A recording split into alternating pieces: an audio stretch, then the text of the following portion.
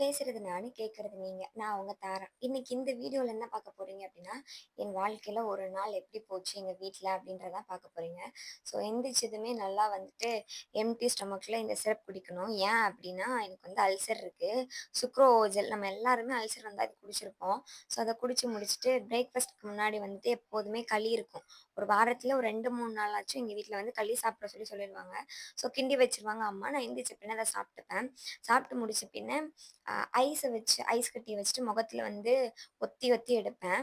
இத நான் ஹாஸ்டல்ல இருக்கும்போதே இத ஃபாலோ பண்ணிட்டுருக்கேன். ஸோ பிரேக்ஃபாஸ்ட்க்கு வந்துட்டு இப்போ கொஞ்ச நாளா வந்துட்டு இந்த ஒரு ரெசிபி பண்ணி சாப்பிட்டுட்டுருக்கேன். ஆக்சுவலா இது என் ஃப்ரெண்டோட பாட்டி வந்துட்டு அவளுக்கு செஞ்சு குடுத்தது. நான் வந்து இத சாப்பிட்டுட்டுருக்கேன். ரொம்ப ஈஸி தான். காலைல வந்து செஞ்ச ரைஸோ, இல்ல முந்தின நாள் இருக்க பழைய சோற சாப்பிட்டா நல்லது. பட் பழைய சோறு இல்லன்ற பட்சத்தில காலைல செஞ்ச சாப்பாடு எடுத்துட்டு, நமக்கு எவ்வளோ சாப்பாடு வேணுமோ அவ்வளோ சாப்பாடு எடுத்துட்டு அதுக்கப்புறம் வந்து நம்ம கொஞ்சம் வீட்ல இருக்க கர்டோ இல்ல பாக்கெட்ல இருக்க தயிர் எதுனாலும் வீட்ல இருக்க தயிரோ இல்ல பாக்கெட்ல இருக்க தயிரோ எதுனாலும் ஓகே.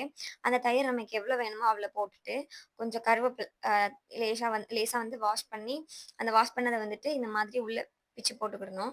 அதுக்கப்புறம் வந்துட்டு சுடு தண்ணி இருக்குமா, சோறு வடிச்ச தண்ணி. ஸோ அந்த தண்ணி நம்ம எவ்வளோ மிக்ஸ் பண்ணணுமோ அவ்வளோ மிக்ஸ் பண்ணிக்கலாம்.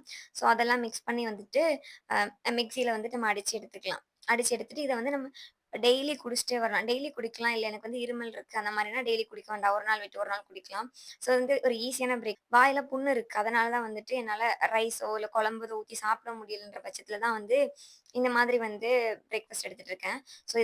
ஸோ அதுக்கப்புறம் பார்த்தா ஒரு 11:00 கிட்ட வந்து நொங்கு கொண்டு வந்திருந்தாங்க. நொங்க வெட்டி குடுத்தாங்க. ரொம்ப குட்டியா இருந்ததுனால என்னால அத அப்படியே சாப்பிட முடியல. அம்மா வந்துட்டு ஒரு பவுல்ல வந்து நான் எடுத்து தரேன் அப்படின்னு சொல்லி சொன்னாங்க. இது வந்து ஆக்சுவலா இது வந்து இயற்கை கரண்டி.